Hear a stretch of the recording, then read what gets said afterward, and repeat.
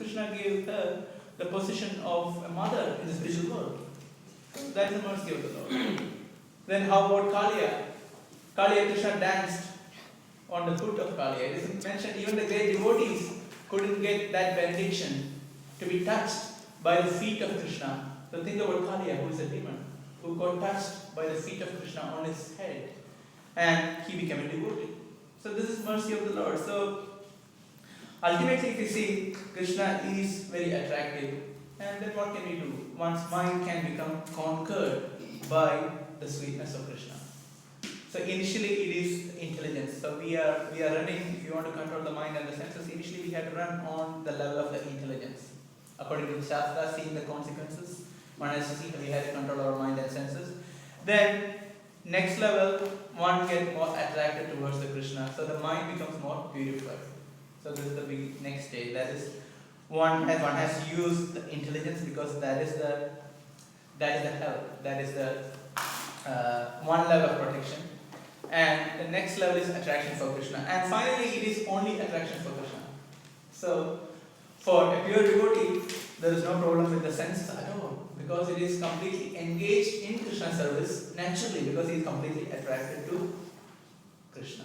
So, sense control is based on understanding the problems otherwise and engaging in Krishna service, and gradually developing attraction for Krishna, and then continuing serving Krishna with attraction for Krishna. So it's a gradual progression in our devotional life.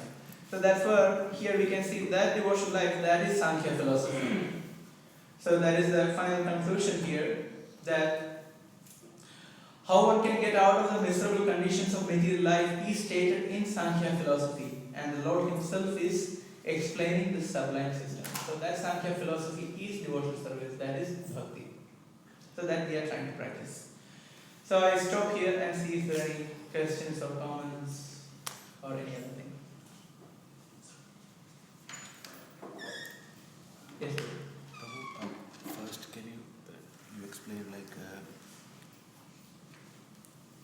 what may be completely defeated by the senses, that verse? Can you tell which verse is that? Where is that verse from? Oh, it is from the Bhagavad Gita, in the 11th chapter, 11th canto of Śrīmad Bhāgavatam. Yeah. I can give you the verse later. How do we correlate correction with fault finding? Because we need to be corrected at all times. So the question is, how can we distinguish between correction and fault finding? Yeah. So it is in connection to others. So if we are finding fault in others and we are trying to correct others. So we have to correct someone if we are in a position to correct someone. So for example, you have a child, so it is your duty to correct, because you are in a position to correct. So in the process of correcting someone, you have to find the fault. But the intention in itself is very positive. Intention is not negative. You are correcting someone with the good intention of the upliftment, right? So in the same way, the intention behind correction is positive, that is good. Whereas in fault finding, it is like a disease. The intention is not good, it is very negative. And that can harm our devotion service. It can harm our consciousness. And we don't need to, at the same time, if you want to correct, we have to find the fault.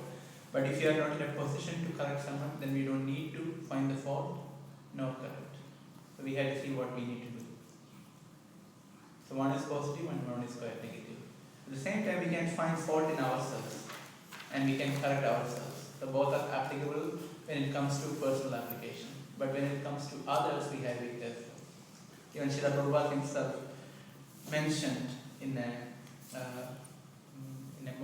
little bit in a moroseful way that after becoming a guru and after having so many disciples, one thing that I have to do is I have to find faults in my disciples, which is very difficult, he was telling.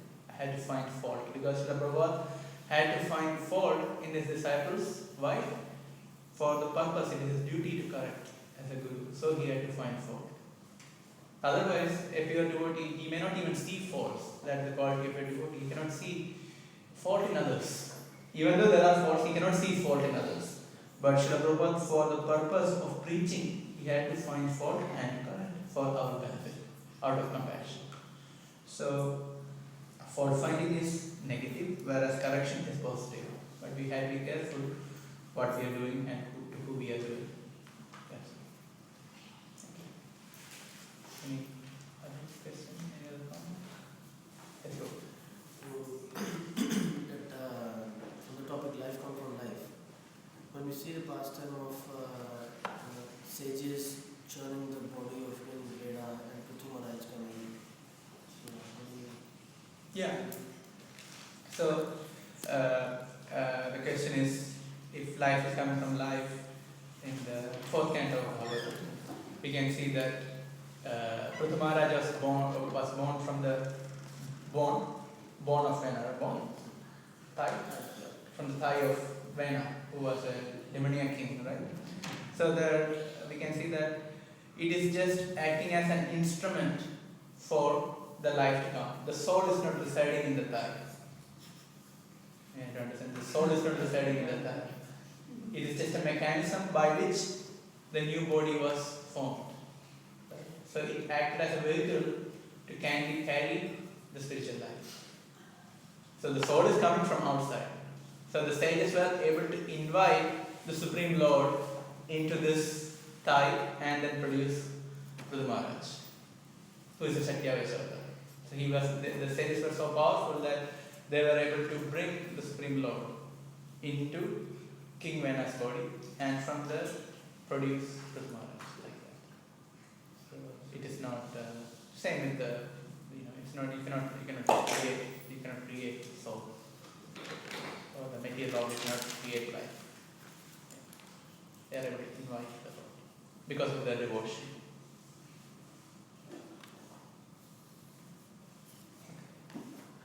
Any final question? Yes, Prabhu.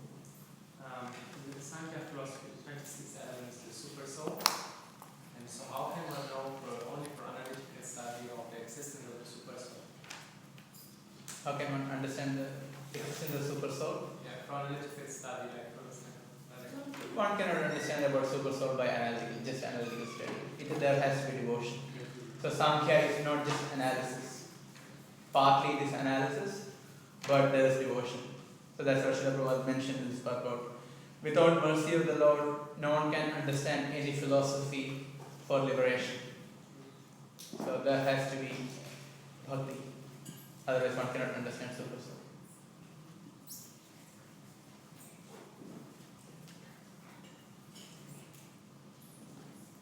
Just thinking for preaching purpose, like how because when you're preaching to atheistic persons or people who deny the existence of the super soul, how is there any possible way to show them or to help them to verify the existence of the super soul without going too much into different scriptures, without them reading the whole Bhagavatam, without them reading whole Bhagavatam? How can one show them? The question is, for the atheist, how can we show the existence of super soul? Show or Just verify the existence of super soul without going through whole Bhagavatam or other scriptures. The point is, when we are preaching, we preach to different kind of people. Some people are ready to accept and some people are not ready to accept. So if some people are not ready to accept the existence of super soul, we don't show them super soul, right? Now as a process of verification, I'll cut open my heart and show them, now here you see super soul. No, we cannot do that. Right? And if you bring them to the temple and say, see super soul manifested in the form of the deity, they don't accept. They say it's just a statue. So we have to see who we are preaching to first of all. So somebody who is ready to accept, if we talk, we'll understand whether they are ready to accept God or something spiritual, are they ready to accept. We can measure that. When we talk to them, we can measure where they are at. So according to their level, we can present. So we have to see where who we are preaching to, where they are at. Accordingly, we can give. So for some people, we can say, okay, there has to be a creator behind the creation. Oh, okay, it makes sense. I accept. There has to be a lawmaker behind the laws. Oh, yeah, it makes sense. I should accept. Some people, no, it doesn't accept. Then we can try to give some logic and reasons behind the whole thing. Then we can try to convince them. Some people do accept, some people don't. And if some people don't, then give them a gulab jamun. Or halwa, sort of halwa. No problem, you don't accept, no problem. How is the halwa today? Very good, okay, and more. So we have to preach accordingly. It's not that we are here to prove to everyone, conclusively the existence of the Supreme Lord. We are going to catch everyone. Today we are going to prove everyone. No, it cannot work. So we have to preach accordingly. So for some, many people it is prasadam, it is the preaching. Then they accept, okay, that halwa was very good. It's like if you go to some music festivals, yeah, I still remember the kofta ball I ate last year. So for them, the super soul is manifested in the form of that little bit of taste. They don't understand, but we do understand. What can we do? Okay, so we have to be patient. Yeah. Alright.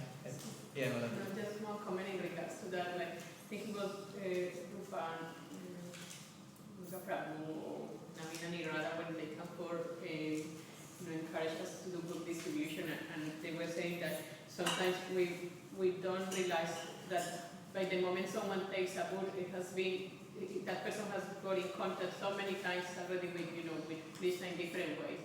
So that's kind of like just the principle of the Vyasa Sukriti, how it's accumulating, and then until finally that person one day is going to be ready to take the book. But it's like, just to get discouraged, like in the first place, it seemed like, oh no, they didn't accept anything I said. It's just a process, and it's accumulating. Next time when he meets another devotee, he probably will be ready and he will take it. So the point of Ajnana Sukriti, that gradually building one's devotional credit, and at one point, when it's a critical point, he is ready to chant Hare Krishna. I think we all gone through that phase. We are chanting Hare Krishna, so we are all right with that. So that's the process. Okay, thank you. Hare Krishna. Vrndesa Bhāgavatam ki jai.